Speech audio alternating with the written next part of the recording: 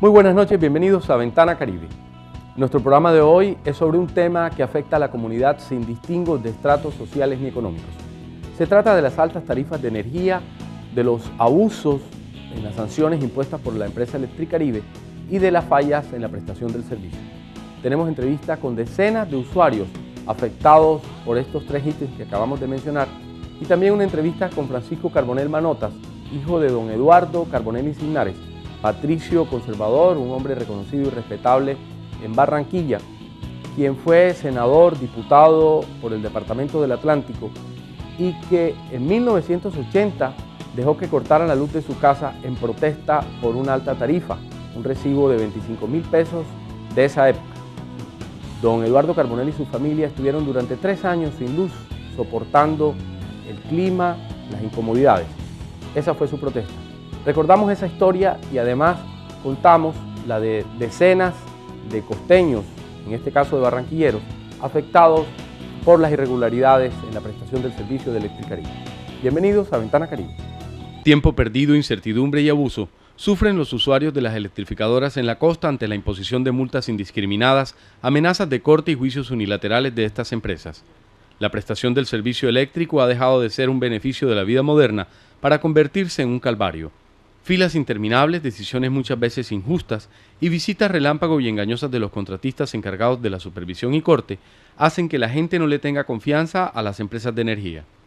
Se le suma la información errónea o engañosa de quienes practican la inspección en muchos de los casos. El caballo de batalla por estos días es el fraude. Es cierto que muchos usuarios lo cometen, pero también está la gran mayoría ajena a este tipo de prácticas. El decreto 1842 del 91 establece que corresponde a las empresas la instalación de los contadores, así como revisarlos cuando estimen conveniente para dar cuenta de alteraciones, interferencias, deterioros, mala calidad o rotura de sellos. Esta revisión también podrá ser solicitada por el usuario, pero la norma no establece la obligación por parte de éste de correr con los gastos de la inspección adelantada, como generalmente lo pretende la empresa, amén de que fallan casi siempre en el mismo sentido, contra el usuario.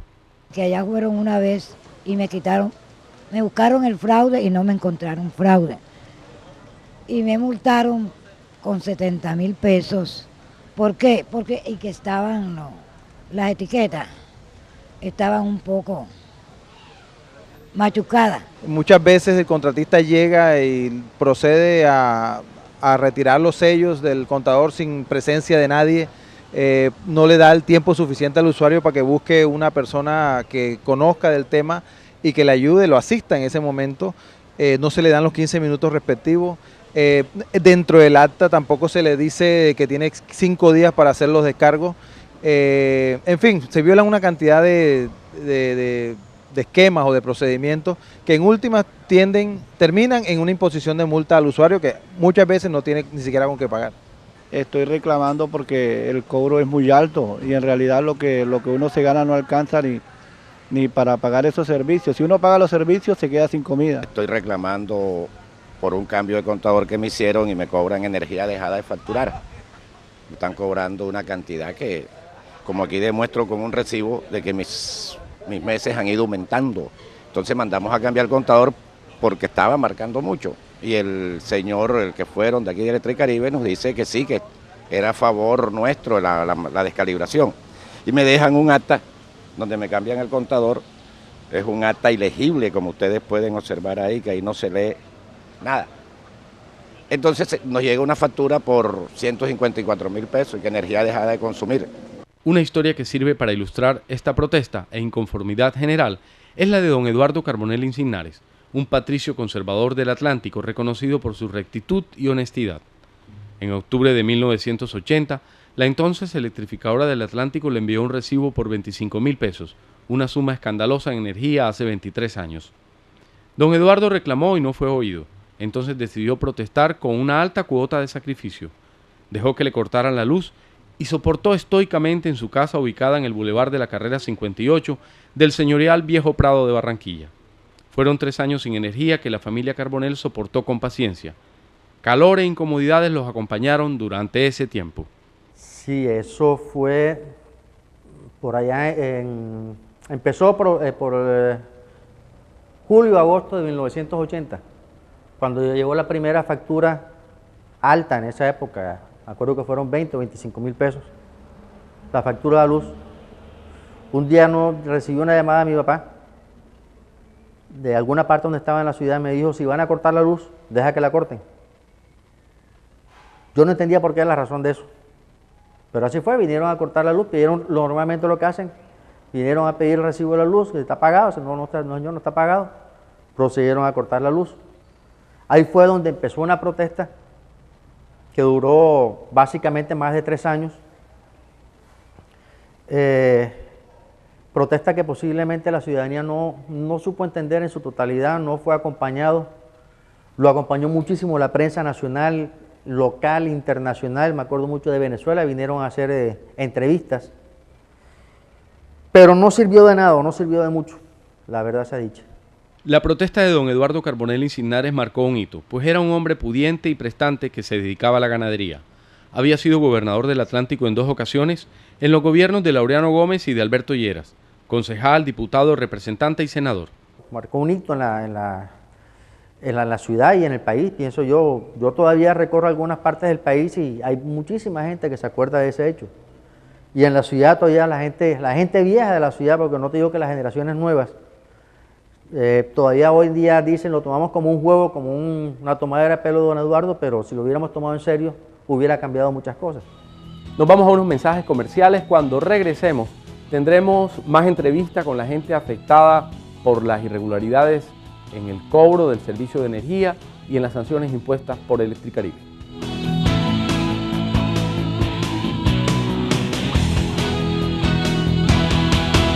Durante los 3 años sin energía eléctrica, la familia Carbonell modificó sus hábitos de vida.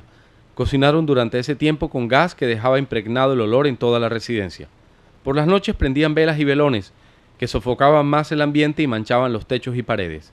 Para mantener los alimentos perecederos, debían comprar grandes bloques de hielo. Vivíamos en una total oscuridad. Quiero aprovechar para recordar a doña Gabriela, una señora chocuana que trabajó con nosotros, que soportó con nosotros los 3 años largos de falta de luz. Y eso es importantísimo, es algo que uno quiere recordar y que yo no voy a olvidarme el resto de mi vida. Pero era vivir en estas épocas de calor intenso, sudando. Yo me acuerdo que en esa época todavía teníamos en las camas baquetas, y se sacaban al sol al día siguiente a secarlas. Las sábanas había que cambiarlas permanentemente por el sudor. La casa llena de velas, de lámparas de gas. Se compraba diariamente para consumo 3, 4 bolsas de hielo, para el consumo de agua, la gaseosa, el whisky que nunca faltó en la casa para mi papá, que se tomaba su whisky antes de almorzar, antes de comer. Y yo semanalmente iba en la camioneta azul por los lados de la vía 40 a comprar 3 quintales de hielo, que me los partían en pedazos. Aquí todavía tengo la carretilla de hierro en que se transportaban de la camioneta hacia una cava de madera llena de acerrín, donde se guardaban lo que eran las verduras, las carnes, para que no se fueran a dañar. Velas había que comprar permanentemente, el consumo de velas, el consumo de gas, si mal no estoy, eran 10 o 12 galones de gas semanales que se compraban en la 24 con 30, con 38. Una bomba gasolina que quedaba ahí en toda la esquina. Y el consumo era alto porque se cocinaba con gas. Lástima que no tengo fotografías, el techo de la casa completamente negro, de la cocina y de algunos sitios de la casa donde había las lámparas de gas. La humedad acabó con muchísimos recuerdos que habían aquí. Produjo un comején grandísimo que se llevó muchos muebles. Y yo diría que fue una vida muy difícil de llevar, fue un esfuerzo grandísimo que yo creo que fue bien empleado aquí en la casa. El tono de las protestas ha cambiado. La gente desesperada sale a las calles en los sectores populares, queman llantas, hacen marchas y paralizan el tráfico. Inclusive han puesto su cuota de muertos. La impotencia que sienten los sectores populares ante la forma unilateral e injusta como actúan las empresas de energía las lleva a ese desespero. Creo de que si no se pone la suficiente atención esto puede conllevar a un desastre, o sea, una calamidad. Y que el gobierno está ausente de todo esto. O sea, yo no veo a la superintendencia, ni a las entidades, ni a la procuraduría, ni a la alcaldía, ni a los concejales, ni a ningún ente del gobierno lo veo diciendo, hombre, vamos a pararle bola a esta situación, esto es grave. No, sino simplemente se hacen lo de la vista gorda y tuercen el cuello y no miran esta situación.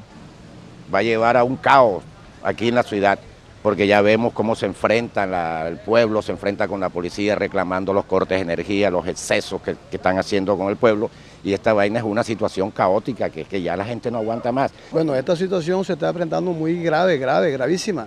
Ahí eso puede generar que, como pasó allá en Soledad o pasó en Sabana Larga, que pueden incendiar en estos momentos un usuario violento que ya de tanto puede generar violencia. Eso es lo que puede generar violencia. Entonces se le pide a las autoridades o a los gobernantes pues, que pongan coto a esto. Nosotros lo que realmente estamos defendiendo es nuestro bolsillo, que cada vez más la situación del poder adquisitivo es más complicada y no tenemos otra opción sino irnos a la vía de ellos. En el caso de don Eduardo Carbonell, su hijo Francisco recuerda 20 años después de esta histórica protesta individual que vinieron periodistas de Bogotá y el extranjero y además recibieron voces de aliento, entre ellas la del entonces presidente de la República. Increíblemente, el primer respaldo que tuvimos fue el del presidente Turbay. Julio César Turbay, presidente en ese entonces, lo primero que hizo fue llamar a Hernando Manotas, que era gerente de electrificadora. Había un simposio de gerentes de electrificadoras de América, en México. Y Hernando había pedido permiso a la Presidencia de la República para viajar.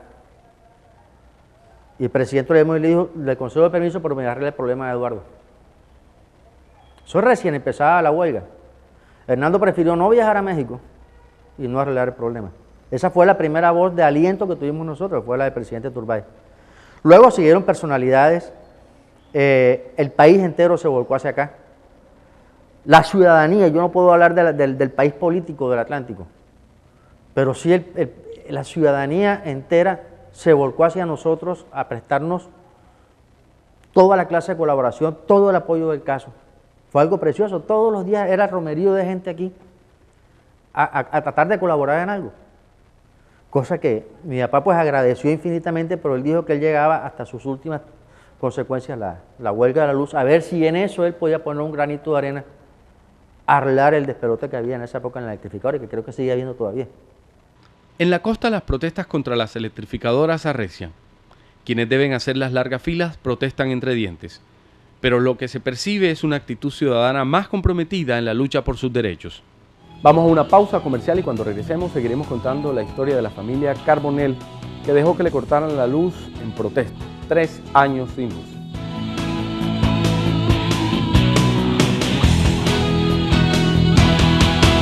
La protesta de don Eduardo Carbonell también trajo críticas de quienes creían que tratándose de un dirigente conservador reconocido, estaba usando el paro como una plataforma de relanzamiento político. Los jefes políticos de la época, los jefes políticos liberales de la época, algunos, no puedo decir todos, pero sí algunos, en su mayoría decían que era un trampolín político para reencauchar a mi papá otra vez hacia el Congreso de la República. Y nunca mi papá dejó que ni siquiera se mencionara el tema de la huelga de la luz en cualquier campaña política futura a la que él adhirió. Es más, en algún momento pidieron que se lanzara a mi papá otra vez al Congreso de la República. Haciendo uso de eso, él se negó rotundamente, y tan es así que él, después de haber hecho una extensa travesía política durante toda su vida, donde fue concejal de Barranquilla, concejal de Puerto Colombia, diputado, representante a la Cámara, senador de la República, embajador ante las Naciones Unidas, mi papá murió sin jubilarse, porque le faltaron 2 años. Respetando los pactos adquiridos en su momento con su suplente. En ese momento la prensa destacó el valor civil de don Eduardo Carbonell, pero la protesta se quedó solo en un referente de la ejemplar posición de un hombre que sometió a su familia y a sí mismo a pagar una alta cuota de sacrificio, estimando las comodidades y el estatus que estaban acostumbrados a disfrutar. Yo pienso que la presión ciudadana hubiera obligado a que el gobierno nacional tomara medidas muy serias en el asunto se hubiera reestructurado el electrificador Atlántico y no estaríamos pasando por esto. Es así de claro. Que se nos viene violando fundamentalmente el debido proceso, por cuanto hasta no resuelva la superintendencia el de apelación, ellos no deben inmediatamente actuar quitándole la luz a las personas en la cual supuestamente ha cometido un fraude. Cada vez existe más un contubernio entre estas empresas prestadoras de servicios, la gobernación del departamento, la alcaldía, la superintendencia de servicios públicos, porque hace poco, por prensa, nos habíamos enterado de que estas empresas habían demandado al Estado por una suma de muchísimos millones de pesos. Y la semana pasada ya estaba anunciado de que a partir del 1 de julio hay un alza de un 14%. Entonces la verdad es que el usuario sigue realmente desprotegido. De que así como ellos quieren, es decir, son jueces y condenan a uno una vez, pues que también hagan lo mismo que ellos, porque esto no se justifica. De que lleguen uno a la casa de ellos y vamos a quitar el contador y ponerle otro nuevo. Aparte de eso hay que pagar el contador que uno tiene es propiedad de uno. Entonces resulta que tiene que pagar, eso tiene un valor de 90.000 pesos, le ponen la caja que vale 60.000, le ponen los cables, es decir, cobran lo que les da la bendita gana. Yo no llegué desde las 9 menos cuarto de la mañana, son las 11 menos cuarto, esperé prácticamente toda la mañana, no me dieron ninguna respuesta positiva.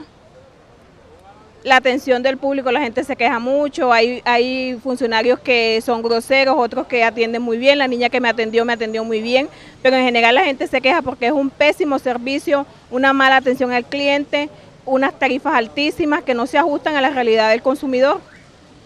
Vamos a mensajes comerciales y cuando regresemos, la gente en Barranquilla protestando por las sanciones impuestas por Electricaribe.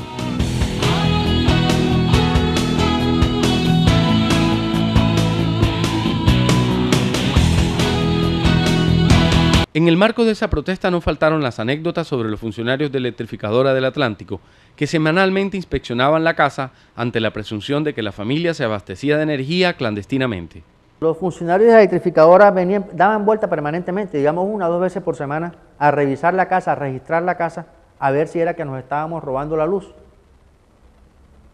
Yo no puedo decir que sea orden de Hernando Manota, que era el gerente en la época, porque no creo que hubiera sido capaz de eso.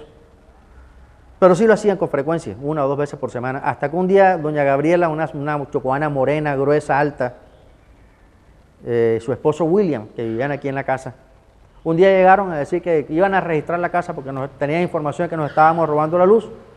Y ella cogió y les dijo, sí, cómo no, si es verdad, nos estamos robando la luz. Venga y les muestro el sitio donde nos estamos robando. Y los llevó a la cocina, cogió una olla que estaba toda tiznada de negro por el humo del gas, y se las pasó por la cara. Le dije, aquí es donde nos estamos robando la luz. Eso es un hecho importantísimo en ella, era la fidelidad de ella hacia nosotros. Aún se sigue recordando la protesta de don Eduardo Carbonell, que enfrentó de manera espartana el clima y las incomodidades para demostrar su inconformidad, aunque tuviera a su alcance los mecanismos económicos, políticos y sociales para resolver su problema. 11 años después de su muerte y más de 20 después de la protesta, se le recuerda como un hombre ejemplar, vertical y honesto. Y honesto antes que nada, espartano como tú dices, estoico, un hombre que habiendo nacido en una cuna pues muy buena, siendo, por decirlo de alguna manera, hijo predilecto de Laureano Gómez, habiendo tenido una carrera política brillantísima, habiendo tenido todos los honores en el fútbol, como presidente de la Federación Colombiana de Fútbol, presidente de la de fútbol, miembro de FIFA. Fue un hombre que antepuso ante todo la voluntad de servicio hacia su ciudad y hacia su país. Era un hombre que vivía para servir. Nunca, yo me acuerdo mucho, anécdotas de la historia política de mi papá, que yo creo que los retratan mucho. Mi mamá fundó en compañía con doña Beatriz Pomarejo, con doña Carmen y doña Esther Freund, así que me acuerde con ellas, fundaron la Cruzada Social. Empezó una escuelita en una esquina y se convirtió en lo que es hoy en día una escuela para 2 o 3 mil estudiantes. Y un día, campaña política, tal vez la última campaña política hacia el Congreso de la República, vino alguien a proponerle a mi papá que iban a hablar con las monjas que dirigían la Cruzada Social para que indujeran a los alumnas y a las profesoras a votar por mi papá, al Congreso. Mi papá dijo, terminantemente no. La orden que hay en Cruzada Social es que se ponga una mesa larga con todas las papeletas, en esa época era por papeletas las votaciones, con todas las papeletas de todos los candidatos de todos los partidos para que cada padre de familia escoja por quién quiere votar. No importando que si mi papá no salía se acababan los recursos, en gran parte que tenía la cruzada, que eran los auxilios parlamentarios que mi papá destinaba a todos, o casi todos en su mayoría. Esa era más o menos la forma de ser de mi papá. Era un hombre de servicio. La inconformidad sigue y el calvario y sufrimiento de los usuarios es peor. Aquí somos unas personas pacíficas, sinceramente. ¿Sabes lo que son 500 personas? 250 en la mañana, 250 en la tarde. Y aquí, de verdad, nosotros, la gente de aquí del departamento del Atlántico, a veces cogemos las cosas en folclore, porque aquí legalmente no cogemos, hacemos una protesta de verdad. Yo estoy de acuerdo en las ciudades de Medellín, Bogotá, que allá cuando se cogen por lo menos a estas entidades, las bloquean totalmente. Si llegan a la casa de uno, si no te dejas revisar, te cortamos, así no es. O sea, se nota la posición dominante de la empresa ante el usuario. ¿Por qué está usted aquí? ¿Por qué más? Por los constantes atropellos que esta empresa tiene con los usuarios, en los servicios, en la revisión de los medidores, que no actúan de buena fe. Como lo han visto, la gente está desesperada y en muchas ocasiones decidida a todo. Muchísimas gracias por estar con nosotros esta noche en Ventana Caribe. Les prometemos una segunda entrega de estos programas especiales sobre la situación de la comunidad costeña y las empresas distribuidoras, prestadoras del servicio de energía. Muy buenas noches.